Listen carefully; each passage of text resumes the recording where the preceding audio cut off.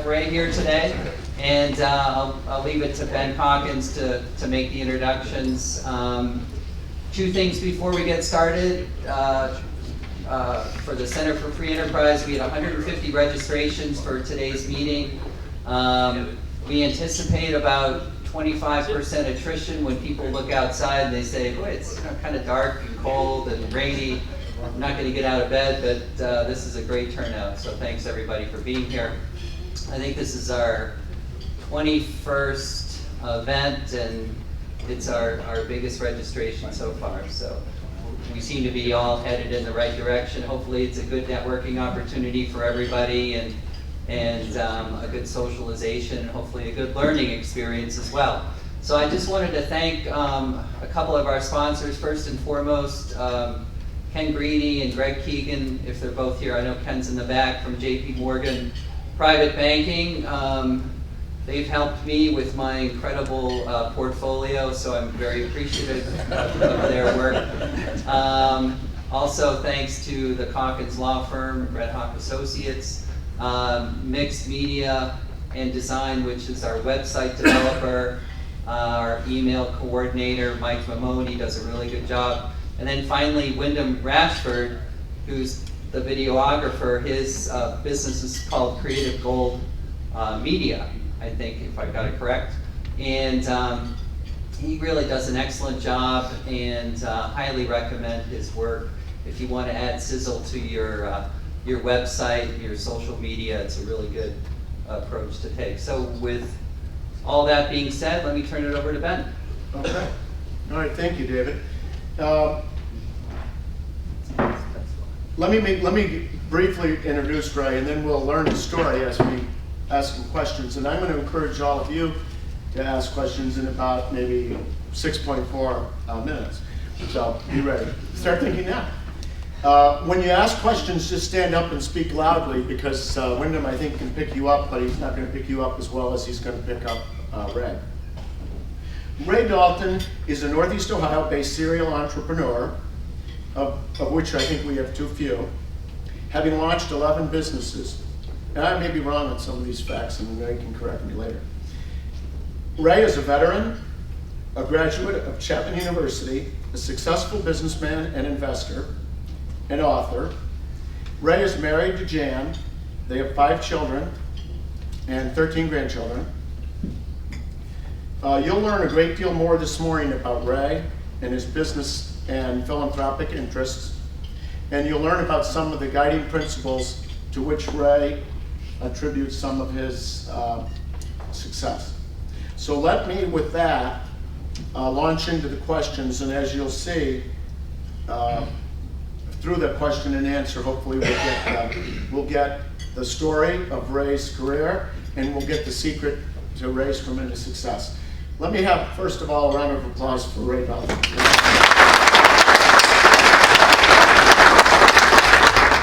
Okay. Ray, what got you started in business in the first place?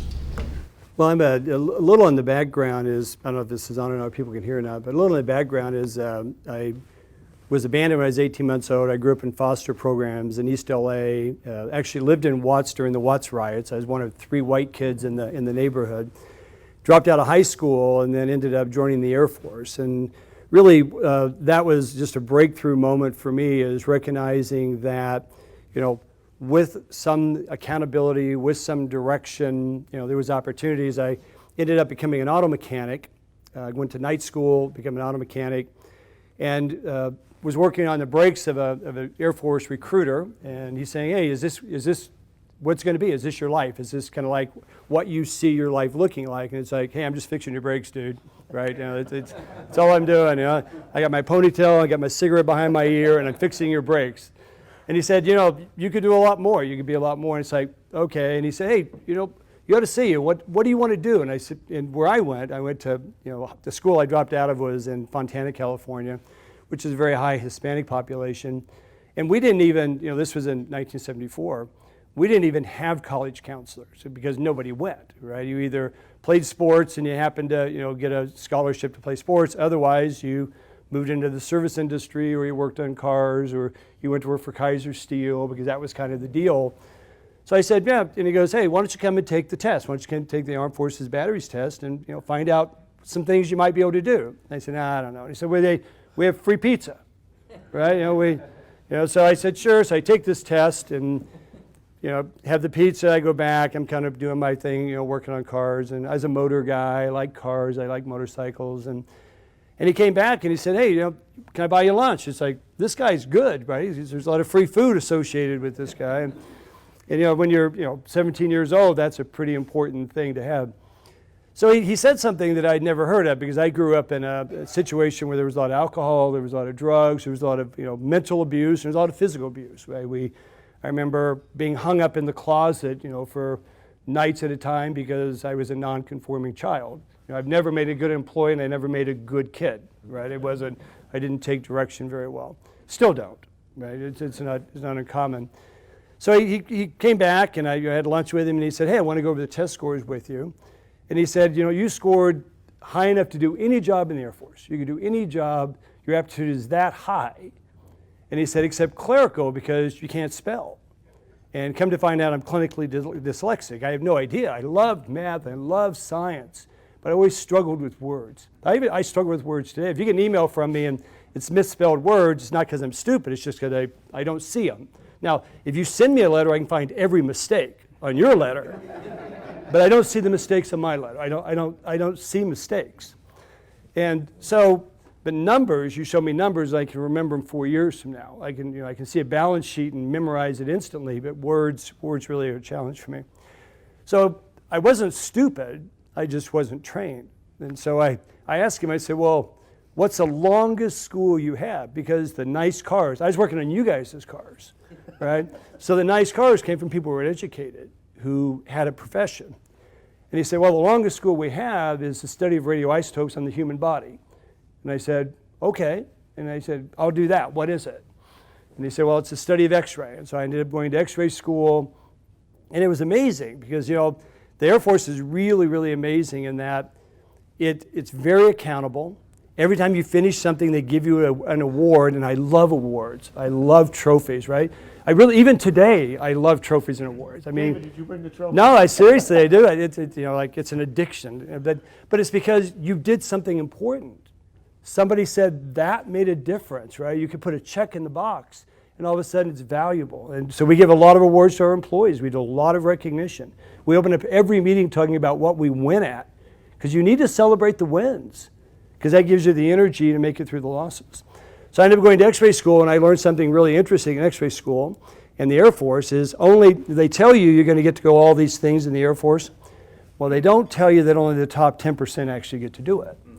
And so the way the Air Force works is you go into these 8-month programs, and the top 10% get to the next program, then the top 10% go to the next program. And so I decided, man, this is an interesting deal. They pay you, they clothe you, they feed you, they educate you. How's that possible? And so I ended up, deciding that, that was really my break. And so I accelerated there. I went below the zone, got a lot of awards, learned to, do X-ray and CT and ultrasound, and ended up getting certified in 5 areas of radiology. But then I still had this mechanical background, right? I still loved to work on things, and even today, if you were at my house, I was on a tractor last night. I love the physical side of that. So really my whole start came from recognizing what I could do well and choosing to do that instead of focusing on what I couldn't do well. So that's how I got started, as an X-ray technician. And so I ended up, I really wanted to be a doctor. If somebody said, what did you want to do when you grow up? And I wanted to be a doctor because I just thought that was a really noble job. Today I actually, I support doctors, I help doctors. And so I sort of did it in a roundabout way. But then I ended up applying to PA school.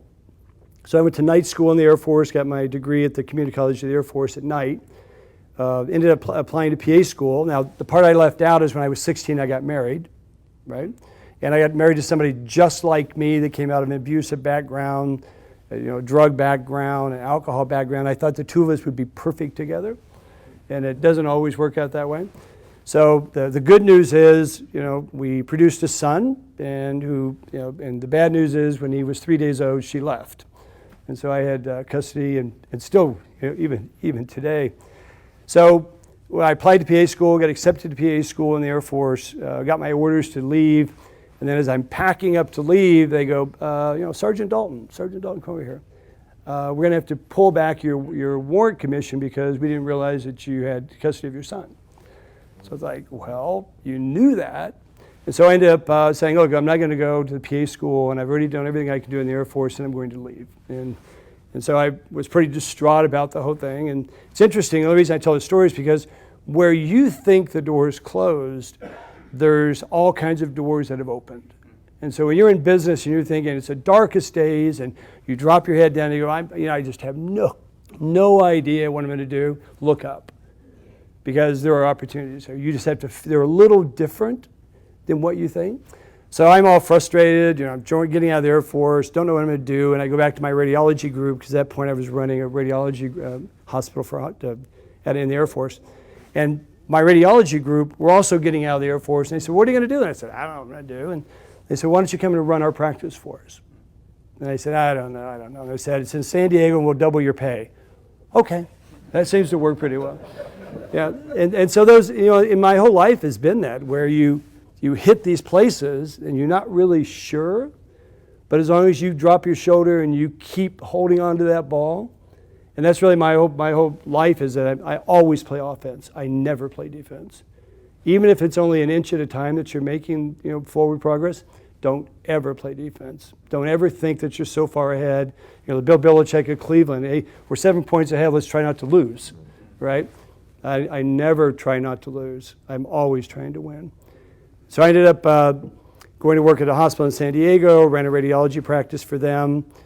And San Diego is not the San Diego of today. And our equipment would break, our radiology equipment would break, our CT scanner would fail, our radiology equipment, our mammo equipment would fail. And it would be 2 weeks, 3 weeks before GE or Siemens would come and fix it, because it was a remote area. And our radiology guys would go, that ain't going to work. We need that machine. And so I'm having a couple of beers with some Air Force guys, friends of mine, and I'm complaining about the equipment not working, and I'm saying, well, how stupid is this? And how's that possible? And a friend of mine, even today, Larry Shepard, looks at me and he goes, dude, you know how to fix that stuff. Why don't you fix it? Because that's what I did in the Air Force. I used it and I fixed it. And it's like, so at night, I'd take my tool bag in and I'd work on the machines. And during the day, I'd work with the radiology practice to use the machines. And then doctors would start asking me, hey, can you work on mine? Hey, can you fix mine? Hey, can you fix mine? So I went to my boss at the hospital and I said, hey, is there any problem with me, at nights and weekends working on these other people's equipment and helping them? And he goes, hey, as long as it doesn't affect your job, I don't care what you're doing. Well, then about 8 months, I had employees working on them, and Doug Wilson, who was the CEO, came back and he goes, hey, you need to shut that business down.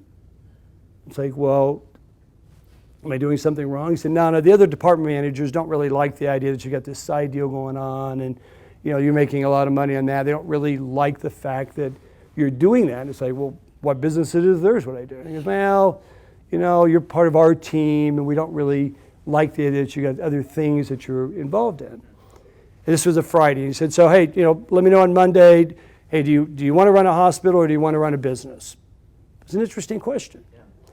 So I go home and I'm married to my wife Jan, and we've got 3 children, and so I'm all mad about it, right? That's how I respond to things. It's like, what is he doing, right? So all weekend I'm talking about it. Why is it a problem? Why can I do it? Why is this an issue? And then so Sunday night she basically says, what do you want to do? Do you want to work at a hospital and can have that be your career, or do you want to run a business? Which one is it?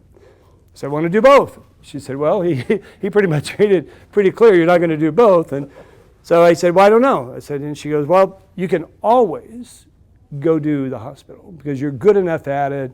You have the credentials to do it. Why don't you do the business and see if you can do it?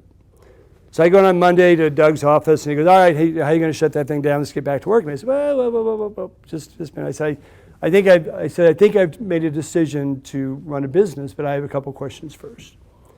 And he said, what's that? And I said, has the service been good here? Have I been able to work on the equipment? Is the service, is our uptime better than it was before? And he goes, yeah, there's no issue with that.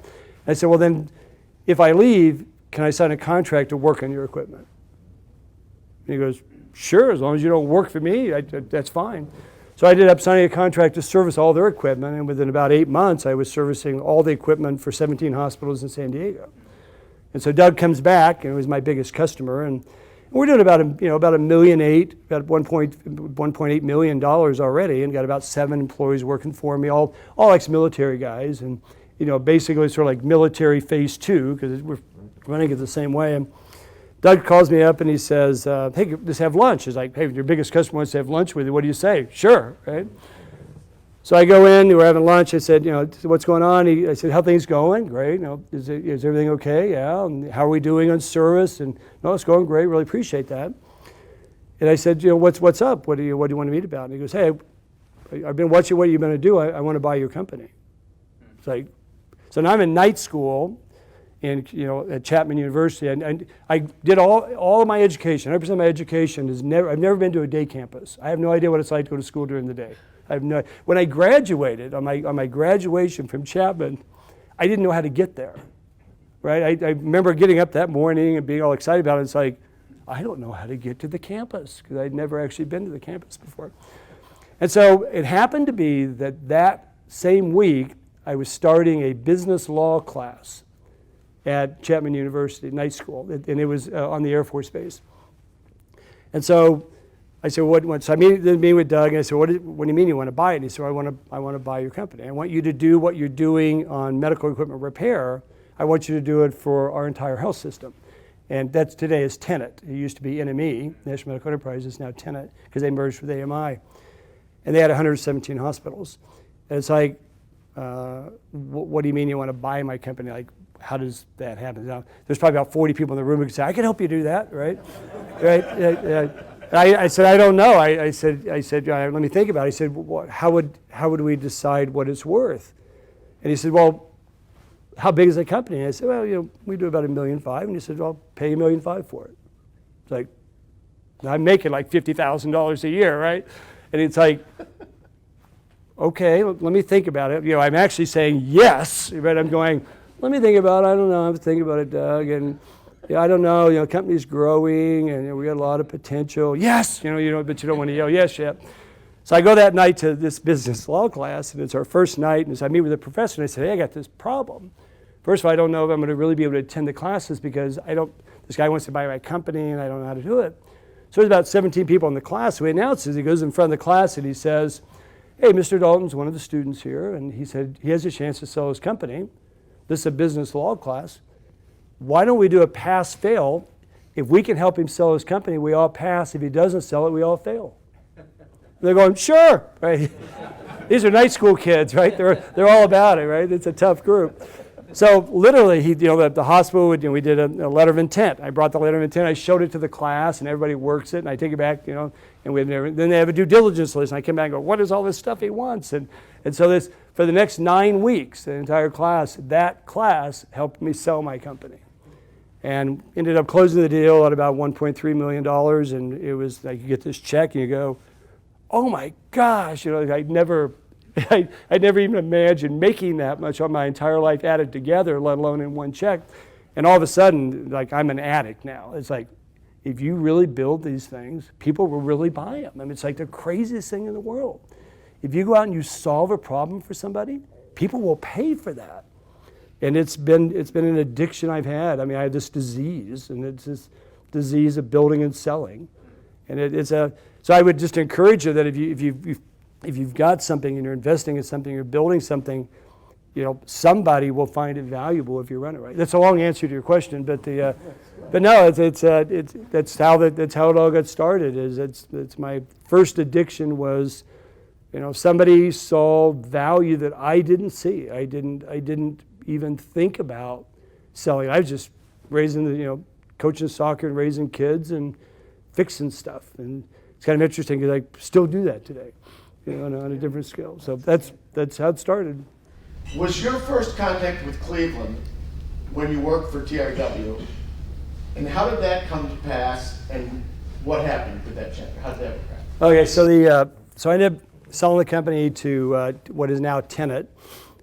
Built out a clinical engineering, a self-service model for them over the next 3 years nationwide. And I'm the godfather of medical equipment service. I mean, it was the first time ever that hospitals worked on their own equipment. So I built this national platform for them. Had a great time doing it. And then my wife, you know, the lovely lady she is, she was involved with MOPS, and she's a nurse. So she goes up to Oregon. She flies up to Oregon for this Mother of Preschoolers conference, and she's a lot of leadership. Comes back, and she has this classic thing is, I loved Oregon, I want to move there. It's like, okay, well, I got this kind of job here, and I kind of do shit. No, I really, really want to live in Oregon. It's like, okay, let's try to figure it out. And so I ended up leaving Tenet, bought a company in Oregon. We're about 50%. By the way, this is a really important point. I bought 50% of a company in Oregon and moved up to Oregon. As I'm arriving in Oregon, my partner, I find out, is a coke addict, and he is having an extramarital relationship with his secretary, and his wife finds out. And so the day I get there, half of them aren't there anymore, right? And so it's like, oh, wow. So I come in, you know, hey, I'm all vested. I come into this company. I'm the president of the company. I go into my office, and everybody's crying, and there's all kind of noise going on. It has nothing to do with business. And so I gather everybody together, and I introduce myself because the guy that was supposed to introduce me is not around anymore. And it's a mess. And so I set out to try to run the business. I kind of do an evaluation.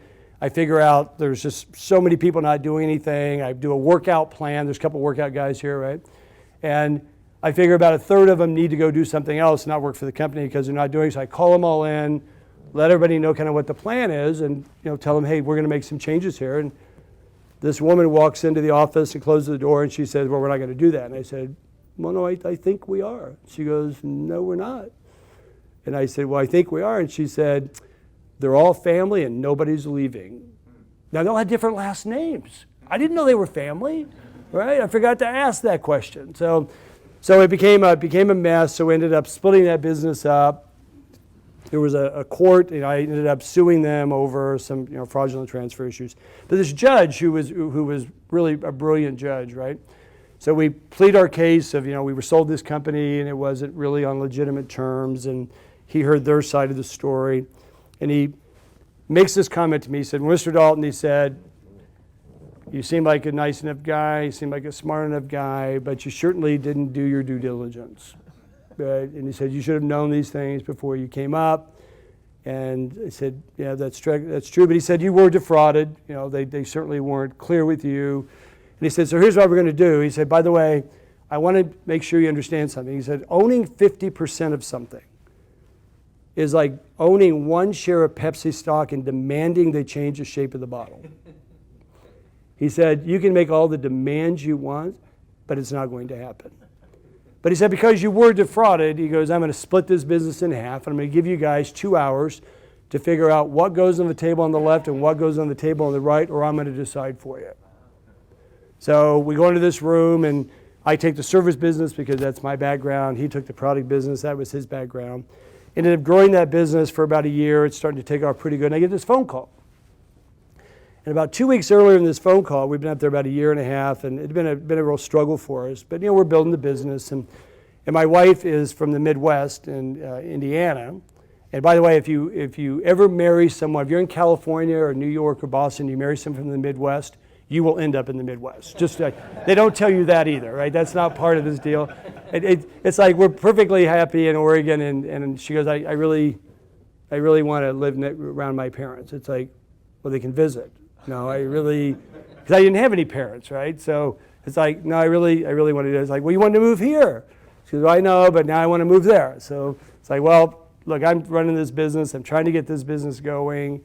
I'm head down trying to grow the business. And she said, well, I really want you to think about trying to get us back to the Midwest. 2 weeks later, I get this phone call from Larry Shepard. I mentioned his name earlier. And he said, hey, how's it going? I said, oh, it's going pretty good building a business. And he said, hey, I'm with TRW. We want to buy your business. We want you to run a national, we want you to come over as the president of our medical business and build this national platform for us around medical devices. And it's like, I don't know, Larry. And I said, I've got a lot going on. And he said, well, I said, where do they want to run it out of? And he said, well, it's headquartered in Chicago. So I was like, Chicago, Indianapolis. Okay, this is kind of interesting. So this conversation goes just like this. I said, I don't know. I said, I'm just building the business, just getting it started. I said, what about the business I have? And he said, we'll buy it. And I said, well, for how much? And he said, well, you're going to be the president, you figure it out. So it's like, oh, that's an interesting thing. So now I get to buy my own business from me, right? So I said, okay, well, I said, let me think about it. And this was on a Thursday, I remember it. And he said, I said, let me think about it. And he said, well, let me call you back in a couple hours. I said, well, I need more than a couple hours. And he said, we need you on Monday. Wow. And I said, well, I got a house. He said, we'll buy it. And I said, what about the kids? And he said, we have airplanes. So I said, I go back to Jim and I said, I guess we're moving to the Midwest, right? So they ended up paying a premium for the company because I was the president. I got to decide that. And then Joe Gorman, I worked for Gorman at TRW, and doing this thing with Joe, and I said, well, what's a fair price? And he said, well, you got to figure it out because you're going to report on it. And he said, this would not be a really good first mistake. And I said, okay. So I ended up buying my own company, moving to Chicago, became the president of TRW Medical Electronics business, and ran that business for TRW, and I ran ISG and a couple other companies for him. And that was during the big breakup years at TRW. Great company. I worked for D. Van Skilling and Gorman. And it was a great company, just great ethics. They worked hard. They had really good quality people. I'd never been to Cleveland, never ever, because I did everything out of Chicago and Boston and New Jersey. And so I get this call from D. Van Skilling, who ran the Information Services Group under Joe. And he said, hey, we need to sell your business. And he said, we're getting everything that's not credit, not space and defense out of Space Park, we're going to be selling those businesses. And do you think you can sell it? And the business was doing about $80 million at that time. We had grown it really, really quickly and very profitable. And I said, well, I'd like to buy it. And he said, okay. He goes, we'd certainly consider that. We'd even help you with financing. You've done a great job for us. But you're going to need to go out and kind of get somebody else to value it for you. So I went out and I got ServiceMaster and Marriott and a couple other people to bid on it. And I did too good of a job selling it. And that was the problem. Because I had said, well, I'll give you $30 million for the business if you finance it. I thought that was a very fair price, for that business. And ServiceMaster came in at $80 million, and Marriott came in at $100 million. And Steris, Amsco, came in at over $130 million. And it was stupid numbers. I still can't figure the math on that. So I called Joe up, and the dates were there, and Joe said, hey, did you get anybody else to bid on the business? And hey, let's start working on the financing, how you can buy it, really love to be able to work with you. And I said, well, I need to tell you the story. And he goes, oh, let's not worry about it. I said, no, fiduciary responsibility, I got to give you full disclosure. I said, I got 3 other people to give his numbers. And he said, where are you guys at? And I said, well, I'm in the 30, but it looks like I'm in the 30 to 50. And he said, what's the numbers? And I said, well, 80 million. Oh, I think we can still get it done. And I said, 100 million. Oh, that's going to be hard to get done. I said, like 120, 130 million. He goes, that's not going to get done. And he goes, you really think you can close that? And I said, look, that's my job. That's what you pay me to do. And he goes, okay, let's see if you can get it done. So we ended up closing the deal with Amsco Steris. And they asked me to stay with them, and it was like, man, this is exactly my statement. I said, anybody that paid that much for the business doesn't want me to run it, right? Because I just don't believe that it's going to monetize for it. He goes, oh no, he goes, you don't get it, right? You don't get the vision. I said, no, you're right. I don't get the vision. And so they bought it, and so Joe said, well, just come on staff, come on corporate staff, and we'll find another business for you. And I said, I don't make a good staff guy. I don't do staff very well. And so he said, well, why don't we just keep paying you? We'll look, kind of see what you're looking around. So then I write this business plan to start this another company, and I'm looking for investors, trying to raise money for the deal. And it's a national service platform. It's got some different features to it than the other companies did. Things I wanted to do that TRW wasn't willing to do from a standpoint of risk and liability. So I get this call from Harry Ryan, who's at that time was Canaan Venture Partners. And I gave him the pitch, and he goes, oh my gosh, we're looking for a company just like this. It really fits in our profile. Hey, would you be interested in meeting with a group of investors that I think would be willing to fund this? I said, well, of course. That's what you do when you're raising money. And he goes, we'll be in Cleveland tomorrow. And he gave me the address for Primus's business, right? And so it's kind of funny how things go circle. So I walk into Primus's office, Bill Mulligan's there, Morgenthaler's there, Society's there, Joe Gorman's there. It's like I walk in, my boss is there, and it's like, hi, right? And he goes, it's cool, I know you're looking around. He goes, and so he's on the board. And what it was, I was walking into a Cleveland Tomorrow fund meeting. They had raised $50 million. They were looking to attract businesses to Cleveland. So they ended up funding the business, but the requirement was it had to be headquartered in Cleveland. And so in July of 1990, I started a company over here, which was called National MD. So between 1990 and 1996, we grew that business to about $120 million, and we sold that to GE in 1996 for a little over $150 million. And so that was the first company I sold to GE. But I got here in a roundabout way through TRW, kind of back TRW, kind of back through TRW, and ended up in Primus's office. And Mulligan's been a partner in a number of companies. Yeah, that's a great story. And of course, we had Bill here last month. You can watch the video. Did he mention my name? Yeah. No, he didn't. No, Bill did. Yeah. He had only very good words to say about it. No, he's made a lot of money. Now tell us, Ray, how did Bill and others factor in a later project, PartSource? What did PartSource do? And what did Bill do with that? So Bill, so it was Morgenthaler, Primus. It was what turned out to be Key Ventures, and then it was a number of other investors, and it made a bunch of money. Then I went on. I was the CEO of GE's medical service businesses for 3 years under contract, and I realized absolutely there that I was not a good employee. Right? I loved GE, but and I worked for Jack Welch. Actually, I reported to Jack, and then I ended up ultimately reporting to Jeff Immelt. But they're certainly a great company to work for from an educational standpoint, but they really, it wasn't as entrepreneurial as I thought it was going to be. It's kind of an interesting life lesson, by the way. When you're a kid coming up from where I came up for, imagine being one. You become a CEO of one of GE's companies. I mean, that's like utopia. It's like, oh my gosh, it's like becoming the king of a country. I mean, it's like the most amazing thing in the world to have that acceleration go through, and then you get there and you go, "Where's the wizard?" That was GE back then. Oh yeah. That was when GE was trading at $32 a share, and it went up to $64 a share, and now it's 10. But it was a great lesson. I ended up staying there through my contract, ended up leaving there, resigning from there, and they actually funded my next business. So GE put up the venture capital money for me to start another company. So they liked me well enough to fund me, and I liked them well enough to take their money, but I just wasn't a GE guy. And so I ended up doing another deal called OneSource Services, and OneSource Services was a high-risk healthcare engineering company. We only serviced equipment that would kill you. So if it didn't kill you, we didn't touch it. So we figured where there's risk, there's reward, right? Where there's high risk, there's high rewards. So we took the position that says, so we did anesthesia and respiratory and medical gas and surgical tools. And so if that device wasn't serviced properly, the patient's dead. So we could charge a lot of money to fix them, right? I mean, so it seemed like very logical to me. So we ended up building that business. In 2 years, we grew that business to about $80 million. And then GE liked it a lot. And then because we de-risked it for GE, and so GE ended up acquiring that company. They own 19%. They bought the other 81% from me.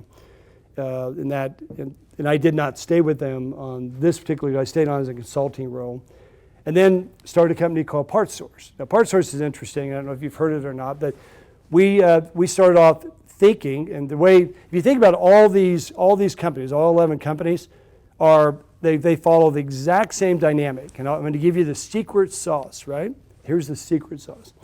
To start and grow a successful business that becomes valuable to someone else, you have to do 4 things right. Only 4. Everything else is noise. You have to be able to clearly identify the problem you're trying to solve. In 30 seconds or less, what problem are you trying to solve?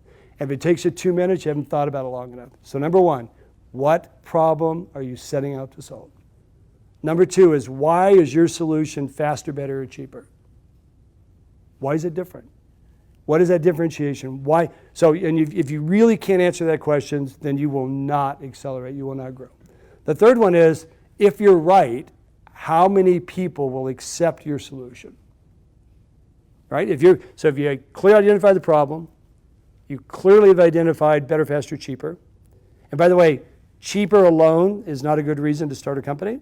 but cheaper is always part of the company, right? So people say, well, I'm just going to be cheaper than anybody else. But Jeff Immelt told me a story one day that was frighteningly true. I was in a meeting at GE, and it was with all the CEOs, and we were having a very difficult time with a particular, it was in lighting, it wasn't in my business, with Philips had come in and had taken over the Home Depot account. They had lowballed the price on it.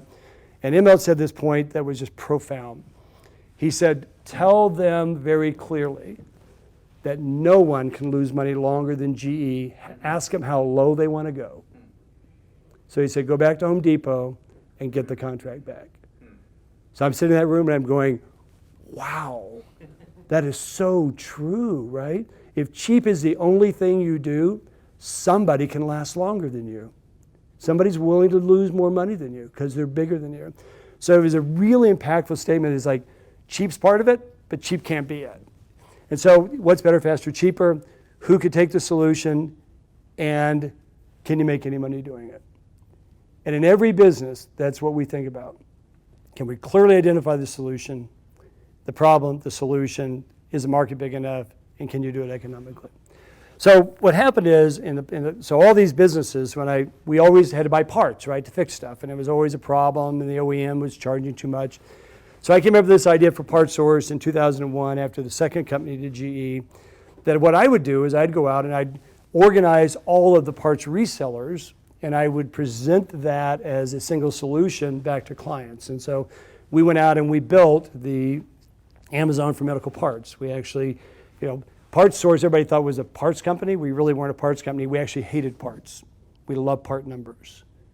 So our idea was one login, all catalogs. Now this idea came, oddly enough, and I'll make it a little bit longer, it's kind of funny. Remember, I'm a car guy, and I love Napa Auto. I love Napa. You could walk in and you're halfway through and some 60-year-old with greasy fingernails goes, starter off 64 GTO, right? I mean literally, or if not, they have this rack of these dirty books that and they're grease marks all over, and they flip through, and they're going down with their fingers, and they put on their reading glasses, and they say, oh, that's that part number there.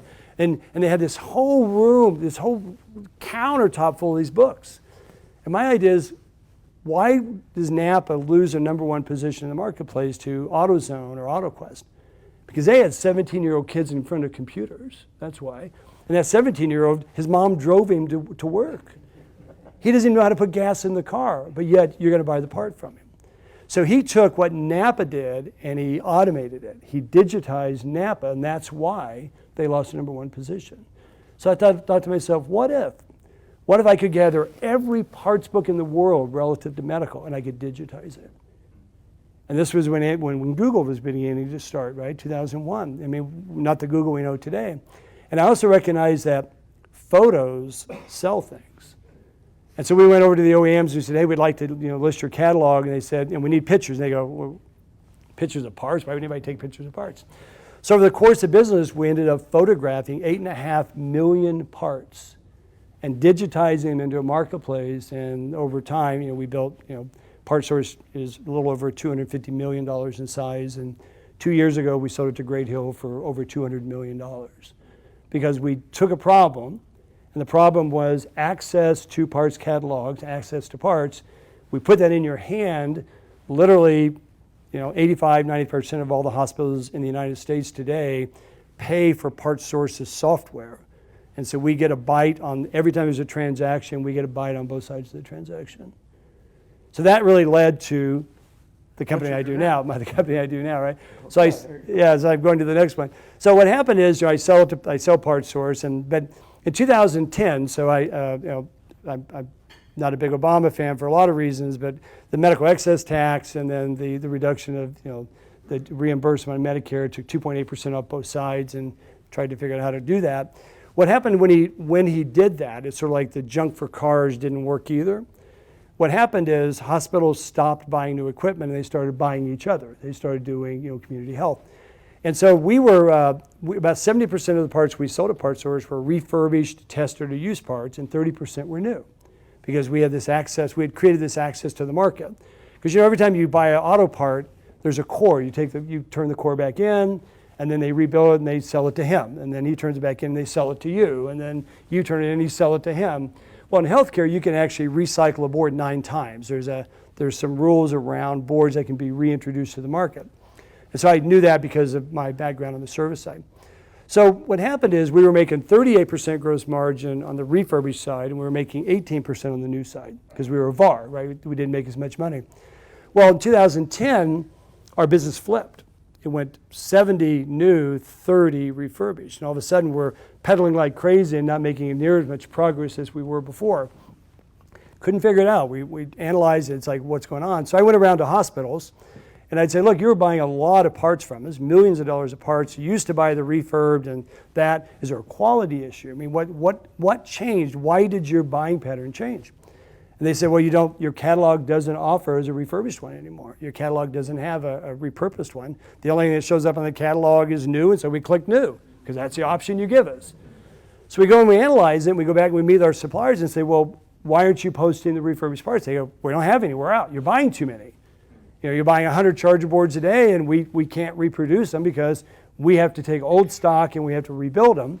And as in most businesses, they have about a 70% repair ratio, 30% can't be fixed. They're burnt or broken or something's wrong with them. But am I going through these hospitals asking these questions? I'm climbing over all this stuff, right? I'm climbing over these chairs and an anesthesia machine. I'm trying to wiggle my way through, and it struck me like, I don't know why it took me so long, but after like the 10th visit, it's like, those are my parts. Those parts are sitting in those machines right there. How do I get that equipment that hospitals aren't using down to my suppliers so they can tear them down so I can buy the parts from them? So I wrote this business plan, which is now Relink Medical, but I wrote it for PartSource, and I went to my investors. Bill Mulligan was one of them.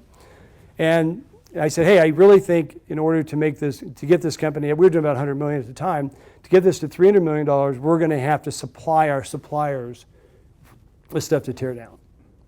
And he goes, that's the stupidest idea in the world. It's like, no, I think we really have to do it. And he goes, look, we're a tech company. You convinced us this was a tech company. And, that's a junkyard company. We don't want to be involved in the junkyard. And I said, man, Bill, I tell you, there was a lot of people on the board. They said that just, hey, Ray, look for a different solution to that problem because that one's not going to work. So we kind of kept looking and looking. I went back and I said, look, we really have to do this. We really got to be our self-supplier. We can't get this thing going the same speed we were. And I said, how about this? How about, I started, you guys be an investor, we'll run as a separate company. They said, look, we don't want to have anything to do with it. Now, if you talk to Bill now, Bill's going, well, they should have thought about that one differently. But so I said, well, they said, do whatever you want to do, but make sure that you keep focused on the PartSource side. So I brought a new CEO into PartSource, launched the Relink Medical, still own both of them, and ended up when we sold PartSource, they wanted the technology, they didn't want to have anything to do with Relink Medical. So Relink Medical today is doing extremely well, and margins up in the mid-50s and 50 employees, and it'll be the next PartSource. The company will be worth a couple $100 million 4 or 5 years from now. And what we do is we aggregate, we take all of the out-of-service equipment from hospitals that are closing, hospitals that are changing out infusion pumps, going to new models, hospitals that are consolidating, have excess equipment. Today we have about 1,000 customers across the United States that we pick all this stuff up, we organize it all, and we sell it to PartSource to suppliers. We sell it to suppliers all over the world. So basically, I started out, picking up hubcaps on the side of the road to make money, and I'm back now picking up hubcaps on the side of the road making money. So, we return to our there. So that's what basically, your Relink is just a continuation of if you think about medical equipment, it really goes into 4 cycles. It's planning and procurement, is they think about buying it and buying it. Service management, they think about how to keep it running. Training and parts, how to keep it going. And then disposition, how to get rid of it. So we're in the how to get rid of it side. I've been in the 2 and I've been in the 3, and then we're now feeding the 1s and 2s and 3s. And my biggest customers, and I think this is just worth noting, my biggest clients are the OEMs. Because they want the equipment back so they can tear it down so they can sell you the part for 4 times more. So we gather up all this equipment, Strykers, Steris, all those guys just buy this stuff. I do about 15,000 medical devices a month today. And you guys should come to see our operation, it's super cool. And we have a software program called Relink 360. Hospitals buy the software from me. The OEM buys the software from me so they know what I have available so they can buy it from me. So so I sell them the software and show them what they gave me so they can buy it back. Yeah, Ray's got an open house coming up. Yeah, we do. You guys can buy it. It's really Now, fascinating. I want to accomplish a couple more things. How many minutes do I have left? 10. Oh, Okay. I want to allow for questions, although I'm sure those of you with questions can come up afterwards. And I think what I'll do in the interest of time is I got one more subject I want to broach with Ray, and then I'll invite all of you with your questions to stand in the queue and ask Ray afterwards, provided that he's willing to stay there that long. Ray, tell us now briefly, because we only have 10 minutes before the queue. I can be brief at 10. but I Tell can't be brief me at 2. about your foundation and your areas of what would we say philanthropic Yep. interest, and how your principles that you've developed over the years apply to making those, successful. However you Sure. successful. So I'm a born-again Christian, and so my faith is important to me. There's no such thing as Christian companies because you can't legislate morality, so people do whatever they want to do. But we run our businesses under the principle that, we treat everyone fairly, we, give everyone opportunities, we want people to be the very best that they can become. So in 1999, way back, 1999, I was on a mission trip in Romania. We were building an orphanage there and through our church, and I've always done mission kind of work like that, but I really love construction. Earlier in my days, I did roofing in California. It was one of the jobs I did. There's some jobs you just find out that you don't want to do and you learn a lot from them. So I was a framer and a roofer in California, so you can imagine that. But so on trips, I typically do construction. I typically run roofing crews or construction crews. And so I get off the airplane in Romania. I have my 14-year-old son with me, and a gentleman walks up to me and says, "Are you Ray?" And I happened at that point, I was the CEO of one of GE's businesses, and he said, "Are you Ray Dalton?" And I said, "Yeah, I am." They said, "Hey, we've been expecting you. Can you come with us?" It's like, sure, who are you, right? I mean, Oradea, Romania, right? I've been traveling for 20 hours, and so they take me to this hospital. I'm thinking they're taking me to this work project. They take me to this hospital and say, "This cath lab doesn't work." It's like, this cath lab doesn't work. It's like, why? They say, "Yeah, we saw you had a background with GE, and we thought maybe you could fix it." It's like, well, I mean, I can spell cath lab, but I certainly, I haven't worked on them in years. And they said, "Oh, we really been thinking about it. We really think you can fix it." It's like, okay. Let's think about it. So I ended up kind of looking at it, and I said, "What's wrong with it?" And they said, "Well, and how long has it not worked?" And they said, "Well, it hasn't worked for like 8 months." And it's like, "What's wrong?" And who else has looked at it? I'm trying to figure all this out. So we diagnosed it down. I have no idea how, to this particular board, and it's a Philips cath lab anyway, not a GE cath lab, which isn't worth it. And so we get over to Philips, and Philips wanted literally $30,000 to come out and fix this machine. So, yeah, I said that they didn't have any money, and certainly that didn't make any sense. So I pick up the call. I call back to GE, back to Milwaukee, and I said, "Look, I got this situation. I'm in Oradea, and I'm working on cath lab." They go, "You're doing what?" They said, "Yeah, this not go." Then I said, "Look, I'm gonna need to FaceTime you guys in here. I need you guys to talk. Get me tech support. It's nice being the president, right? It's like, get somebody to tech support. I'm in a Philips cath lab. You got to talk me through this." It's like, "Just don't touch anything, Mr. Dalton." It's like, you just make sure I don't touch the wrong stuff. Don't kill me on this. It's all high voltage. And I said, "Look, can you guys find this board for me?" And they said, "Yeah, let's figure out what we're doing." Well, they found the board for like $2,800. And I said, "Look, here's the deal. Put it on an airplane, send it out here. I said, I'm going to be here for 10 days. Send this board out." And they're saying, "It's in Romania." And I said, "Look, just get the board here. We'll figure it out." So they fly the board out. It's on the next flight out. So the guy shows up with the board. He's an engineer, and I kind of stand back and I go, "You got the board, you put the board in," right? And so we actually send a guy out and he plugs it in, it works. And all of a sudden it's like, "Oh my gosh," so then I go back and I start building the building. And so it's interesting that, God doesn't make mistakes, right? So I needed to be there.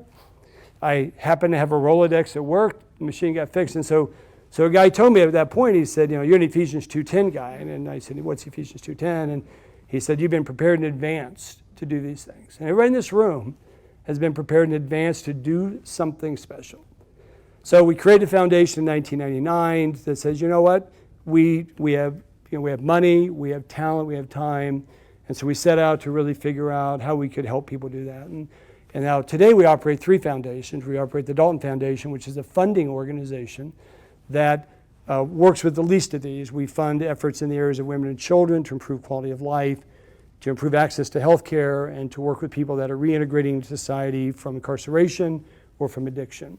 And so we have relink.org, which relink.org is a digital platform for the opiate epidemic. So you go onto relink.org, we have over 7,000 suppliers that provide over 30,000 services. It's a directory for the entire state of, if you're in that addiction marketplace, if you're looking to recover from addiction, you would go there and it would show you who's available, what beds are available, how to get to these places. And that's now used by the state of Ohio, used by the judicial system.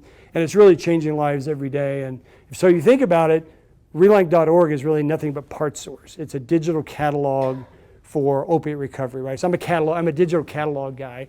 I just happen to repurpose the thought into helping people come through addiction and reentry. Because people that are reentering the community face tremendous challenges, right? They paid their due if they're coming out of incarceration, but they walk around with this big F on their forehead, and people really look at them differently, and I just don't think that's a fair way to do that. So all of our companies that we own and operate today, 30% of all of our employees are second chance employees. Our leadership, part of their bonus structure is integrating people back into the community.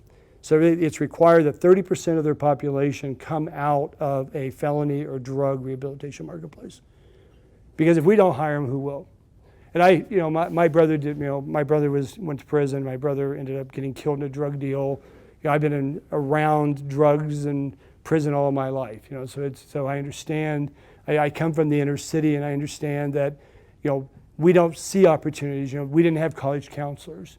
But you choose every day to be a victorious or a victim. It's a decision we make every single day. Am I going to win today, or am I going to whine today? And you got to choose winning over whining. And so I wake up every morning deciding I'm going to win. And I whine privately, right? I don't whine publicly. And so then we also have relinkglobalhealth.org.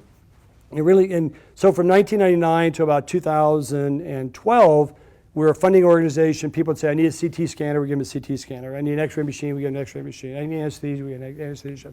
And it just didn't feel right. It just felt like we were putting a Band-Aid on a hemorrhage is the way we talk about it. And so we decided in 2014 that we would look at this market much differently. And so we formed Relink Global Health. And what Relink Global Health does is we go out and we map healthcare delivery services for countries. So we literally go into Haiti and we put people on the street and we find every clinic and every doctor and every x-ray machine and every lab and every nurse, and we geo-map that in a digital platform. And then we work with the Ministry of Health and USAID and the UN and CDC and all the local providers, and then we hold educational conferences so that if you call and you say, hey Ray, I understand you guys give away x-ray machines, I'd say, well, where are you at? And you'd say, well, I'm in Minnow Tree, and I'd say, well, hang a second, there's one 4 blocks from you, so you don't need one. What you may need, though, is a lab machine because there's no lab in your area. So we work with USAID all over the world where we identify the deserts, the healthcare deserts, where there aren't doctors, where there aren't nurses, where there aren't equipment, and then the foundation invests into those marketplaces.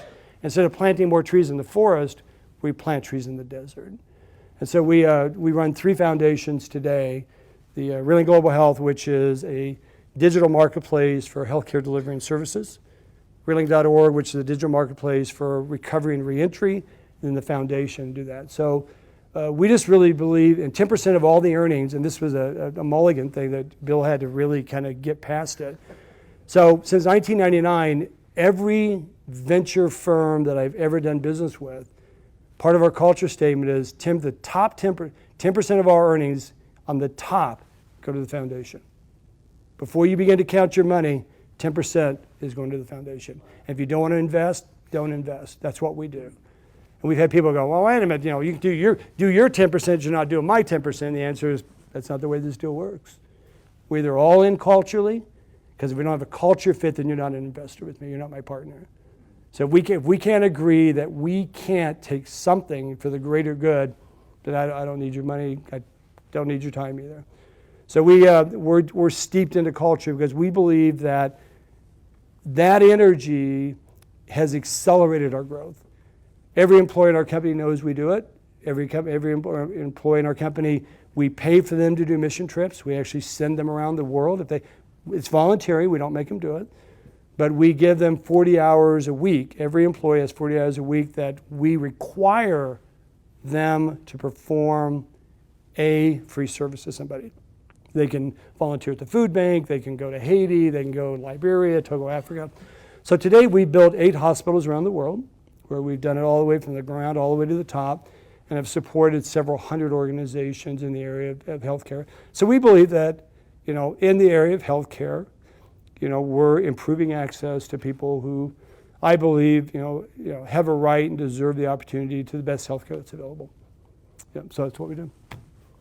It keeps us busy. How about that, ladies and gentlemen?